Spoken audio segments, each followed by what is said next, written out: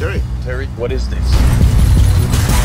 कहानी शुरू होती है फिलाडेल्फिया से, जहां पर ब्रैड पिट, जिनका नाम गैरी लेन होता है, वो अपनी पत्नी और अपनी 2 बेटियों के साथ रहते हैं। गैरी लेन यानी कि ब्रैड पिट पहले यूएन में काम करते थे और अब वो अपने परिवार के साथ रहते हैं। और एक सुबह जब ये अपने परिवार के साथ गाड़ी में कहीं जा रहे होते हैं तो वहां पर सड़क पे बहुत सारा ट्रैफिक होता है और इनकी गाड़ी ट्रैफिक में फंस जाती है। तभी ये दिखाते हैं कि वहां पर आर्मी के बहुत सारे हेलीकॉप्टर्स आना शुरू हो जाते हैं और वहां पर एक बहुत जोरदार ब्लास्ट होता है और लोग इधर उधर भागना शुरू कर देते हैं जैसे कोई उनका पीछा कर रहा हो। और जब गैरी देखते हैं तो वहां पर एक आदमी दूसरे आदमी को काटता है। दरअसल जो आदमी दूसरे आदमी को काट रहा होता है वो एक ज़ॉम्बी होता है और उस ज़ॉम्बी के काटने के 10 सेकंड के अंदर वो दूसरा आदमी भी ज़ॉम्बी बन जाता है। ब्रैड पिट यानी कि गैरी जल्दी से अपनी गाड़ी के अंदर आते हैं, लेकिन वो गाड़ी आगे बढ़ा नहीं सकते क्योंकि चारों तरफ ट्रैफिक है।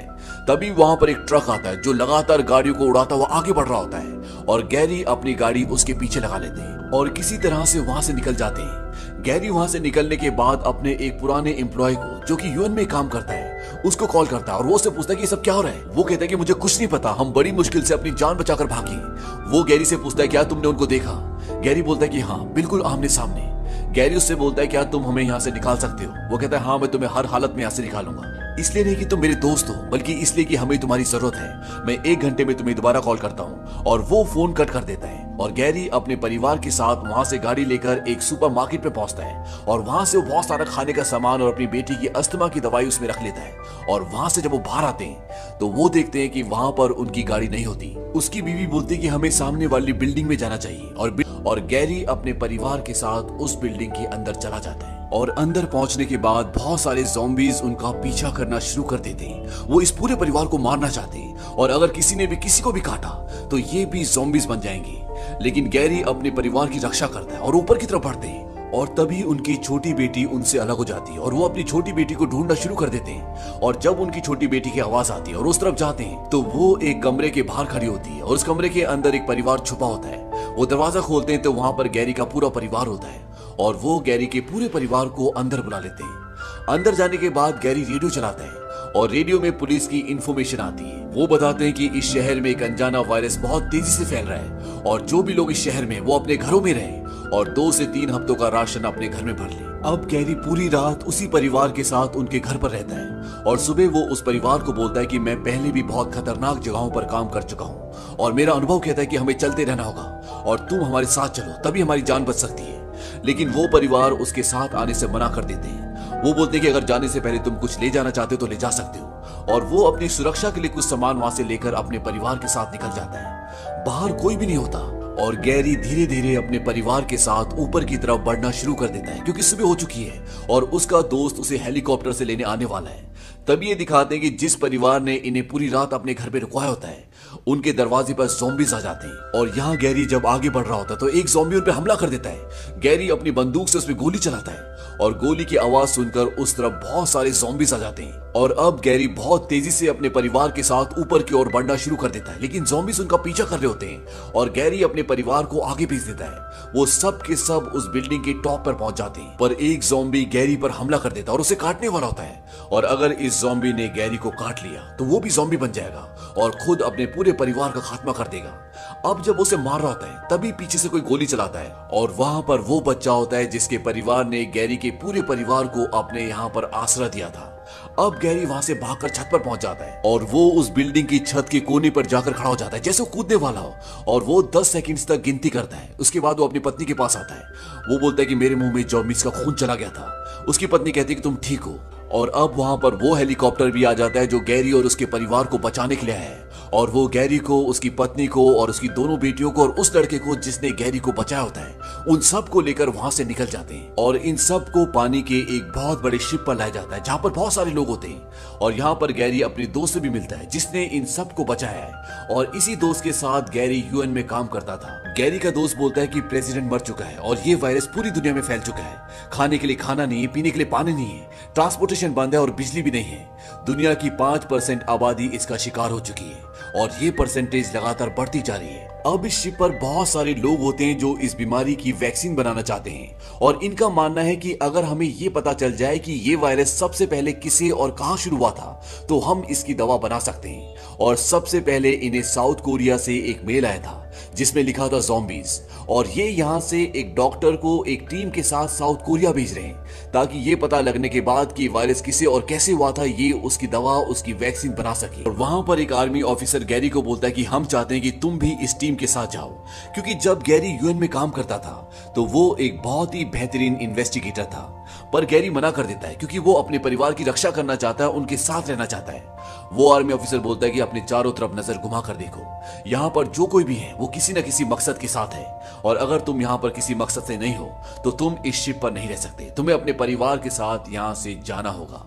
और गैरी को अब मानना पड़ता है, उसे इस टीम के साथ जाना पड़ेगा, क्योंकि अगर वो नहीं किया तो उसे और उसके परिवार को इस शिप से उतार दिया जाएगा, और इस शिप से बाहर जाने का मतलब है मौत। और इसीलिए गैरी उस टीम के साथ साउथ कोरिया की तरफ निकल पड़ता है। और जब साउथ कोरिया में इनका प्लेन लैंड होता है और ये सब बाहर निकलते हैं तो बहुत सारे ज़ॉम्बीज इनकी तरफ आना शुरू कर देते हैं, क्योंकि वो इन सबको मारना चाहते हैं। गैरी उस डॉक्टर को बोलता है कि तुम अंदर जाओ, और जब वो अंदर जा रहा होता है तो गिर जाता है और उसके हाथ में जो पिस्टल होती है उसकी गोली उसी को लग जाती है, और इस तरह से उस डॉक्टर की मौत हो जाती है। अब यहाँ पर बहुत सारे ज़ॉम्बीज हैं और उनके सामने गैरी और उसकी टीम है, लेकिन इससे पहले कि ये ज़ॉम्बीज इनको मार दे वहां पर और भी बहुत सारे फौजी आ जाते हैं जो वहां पर छुपे हुए होते हैं, और वो इन सब को बचाकर अपने साथ ले जाते हैं। और जब ये अंदर पहुंचते हैं तो गैरी वहां पर एक आदमी को बताता है कि उसके आने का कारण क्या है, और इसके बाद वो आदमी उसे एक कमरे में ले जाता है जहां पर कई लोग जले हुए होते हैं, और वहीं पर एक बेड पर एक आदमी बंधा भी हुआ होता है। वो कहता है इसको बांधा क्यों था? वो कहता है कि ये फौजी 6 दिन तक गायब हो गया था, और जब गांव वालों को ये मिला तो इसके मुंह से झाग निकल रहा था और ये उन्हें काटने की कोशिश कर रहा था, इसीलिए गांव वालों ने इसे गोली मारकर एक कमरे में फेंक दिया।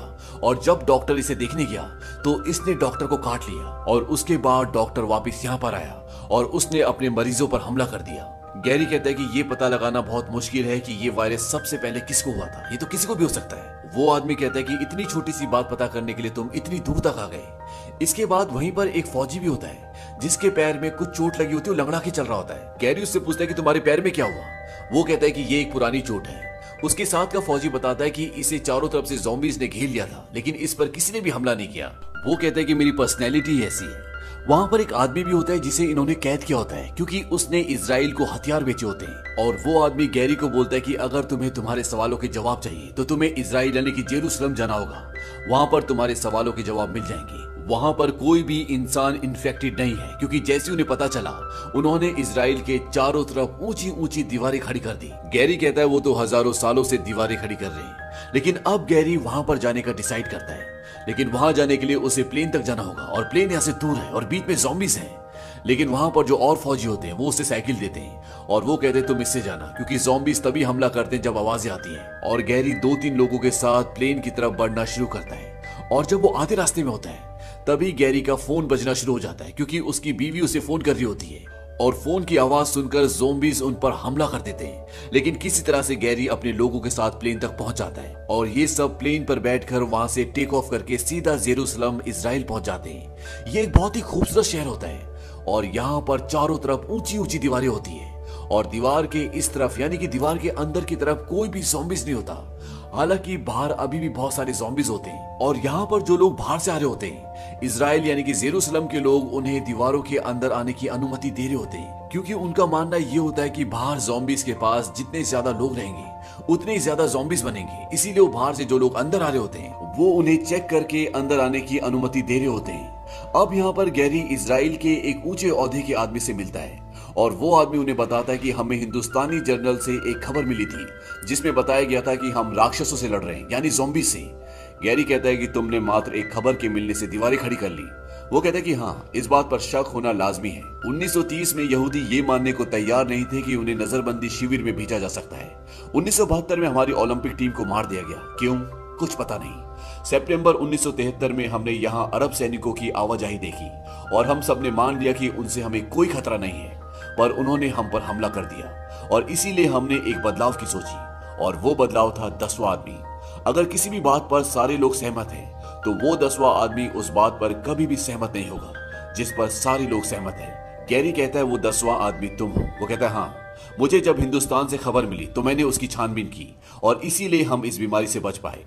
अब वो गैरी को उस जगह ले जाता है जहां पर बाहर से शरणार्थी अंदर आ रहे होते हैं। वहां पर बहुत शोर होता है क्योंकि कुछ लोग लाउड स्पीकर पर वहां पर गाना बजाना कर रहे होते हैं और आवाज से ज़ॉम्बीज अट्रैक्ट होते हैं। इसीलिए बाहर से ज़ॉम्बीज एक के ऊपर एक चढ़कर अंदर दाखिल हो जाते हैं और वहां भगदड़ मच जाती है। और अब गैरी भी वहां से भागना शुरू कर देता है और गैरी वहां से एयरपोर्ट की तरफ जा रहा होता है जहां से वो इस शहर से, इस देश से निकल सके।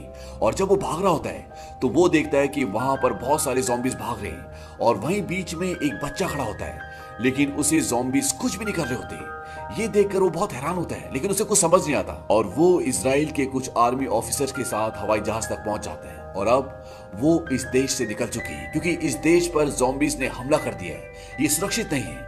और जब वो हवाई जहाज में होते हैं तो गैरी अपने साथी को कॉल करता है, उस साथी को जो यूएन में है, और वो उसे बोलता है कि मैं WHO के किसी भी ऑफिसर से मिलना चाहता हूँ जो एयरपोर्ट के आसपास हो।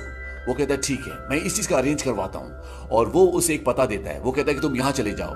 और अब गैरी अपने लोगों के साथ वहां जा रहा होता है और जब ये हवाई जहाज में होते हैं तो वहां वॉशरूम में एक आदमी छुपा होता है जो इन्फेक्टेड होता है और वो ज़ॉम्बी बन जाता है। और ज़ॉम्बी बनने के बाद वो वहां पर लोगों को काटना शुरू कर देता है और उसके काटने के बाद एक सभी आदमी वहां पर ज़ॉम्बीज बनना शुरू हो जाते हैं। ये सब गैरी देख लेता है और वो वहां पर एक हैंड ग्रेनेड फेंकता है जिससे ब्लास्ट होता है और हवाई जहाज का एक हिस्सा उड़ जाता है और हवा के दबाव से एक के बाद एक सभी ज़ॉम्बीज वहां से उड़कर नीचे गिर जाते हैं। लेकिन अब इनका हवाई जहाज क्रैश हो रहा होता है और वो क्रैश हो जाता है, लेकिन इस क्रैश में गैरी और उसकी एक साथी बच जाती है और ये दोनों के दोनों WHO के ऑफिस यानी कि वर्ल्ड हेल्थ ऑर्गेनाइजेशन के ऑफिस पहुंच जाते हैं जहां पर अभी भी कुछ लोग होते हैं। लेकिन वहां पहुंचते ही गैरी बेहोश हो जाता है और जब उसे होश आता है तो वो देखता है कि उसे एक बेड के साथ बांधा हुआ है। गैरी बोलता है कि मैं कितने दिन से बेहोश हूं? वो कहता है कि 3 दिन। दरअसल 3 दिन से गैरी बेहोश होता है और इन लोगों ने इसे इसलिए बांधा होता है कि इन्हें कुछ नहीं पता होता कि ये यहाँ पर क्यों आया और ये कौन है। इसके बाद गैरी उन्हें बोलता है कि तुम मेरे फोन से फोन लगाओ और वो उसके फोन से यूएन के ऑफिस फोन लगाता है और वो उसे गैरी के बारे में सब कुछ बताते हैं। इसके बाद ये लोग गैरी को खोल देते हैं और उससे पूछते हैं कि तुम्हें क्या चाहिए। गैरी बोलता है कि मुझे रोगाणु चाहिए, जानलेवा रोगाणु जो घातक हो लेकिन इलाज के काबिल भी हो, जिसे ठीक किया जा सके। वहां पर जो लेडी रिसर्चर होती है वो बोलती है कि इसके लिए बैक्टीरिया सही रहेगा, लेकिन इसका कोई फायदा नहीं, हमने ये सब ट्राई कर चुके हैं, उनके शरीर में ये सब डालना नामुमकिन है। गैरी बोलता है कि ये उनके लिए नहीं बल्कि हमारे लिए। मैंने देखा है कि ये ज़ॉम्बीज कुछ लोगों को काटते नहीं, उनके बगल से गुजर जाते हैं। ऐसा क्यों है? हो सकता है कि हमारी कमजोरी इनकी कमजोरी बन जाए और अगर हमारे शरीर में ऐसी कोई बीमारी हो जिसे हम ठीक कर सकें तो ये हमें काटेंगे नहीं और तब हम इनसे लड़ सकते हैं। वो गैरी को बताते हैं कि हमारे पास वायरस, बैक्टीरिया सब कुछ और बहुत अधिक मात्रा में है, लेकिन वो सब का सब बीविंग में जहां पर बहुत सारे ज़ॉम्बीज हैं और वहां जाने का मतलब है मौत, यानी खुद को ज़ॉम्बी बनाना। लेकिन अब इन्हें किसी भी हालत में वहां पर जाना होगा क्योंकि जो एक सोच गैरी के पास है, हो सकता है कि उस सोच के जरिए सारे ज़ॉम्बीज को मार सके, उनसे लड़ सके। क्योंकि अगर कोई इंसान ज़ॉम्बीज के सामने खड़ा है और किसी वजह से ज़ॉम्बीज उसे काट नहीं रहे तो वो आदमी उन ज़ॉम्बीज को मार सकता है। और अब गैरी के साथ 2 लोग उस तरफ जाते हैं जहां पर ये सारे बैक्टीरिया, सारे वायरस हैं और ये आहिस्ता आहिस्ता उस तरफ बढ़ते हैं क्योंकि अगर इन्होंने शोर मचाया तो ज़ॉम्बीज इनकी तरफ आना शुरू कर देंगे। लेकिन जब वो एक दरवाजा खोलते हैं तो उस दरवाजे की आवाज से ज़ॉम्बीज उस आवाज की तरफ बढ़ना शुरू कर देते हैं और ये सब वहां से आगे निकल जाते हैं। लेकिन जब ये आगे जा रहे होते हैं तभी इनसे कुछ शोर होता है और उस शोर की तरफ सारे ज़ॉम्बीज आना शुरू कर देते हैं और ज़ॉम्बीज इन तक पहुंच जाते हैं। अब जो इनके साथ लड़की होती है वो एक ज़ॉम्बी पे गोली चला देती है और गोली की आवाज से सारे ज़ॉम्बीज इनकी तरफ आ जाते हैं और ये तीनों की तीनों भागना शुरू कर देते हैं। लेकिन ज़ॉम्बीज इनका पीछा कर रहे होते हैं और उनसे बचना इतना आसान नहीं है। इसीलिए गैरी एक दूसरा रास्ता अपना लेता है और वो वहां पर जो रेलिंग होती है उस पर शोर करता है ताकि ये ज़ॉम्बीज उन दोनों को छोड़कर उसके पीछे आ जाएं। और ऐसा ही होता है। अब गैरी के पीछे बहुत सारे ज़ॉम्बीज हैं लेकिन गैरी किसी तरह से वहां से भाग जाता है, लेकिन अभी भी गैरी का ज़ॉम्बीज पीछा कर रहे होते हैं। वहीं दूसरी तरफ जो 2 लोग होते हैं ज़ॉम्बीज उनका पीछा भी कर रहे होते हैं, लेकिन किसी तरह से वो उस जगह तक पहुंच जाते हैं जहां पर बाकी के लोग होते हैं। लेकिन अब ज़ॉम्बीज को पता है कि अंदर बहुत सारे लोग हैं और इसीलिए वो सब के सब बाहर खड़े होते हैं और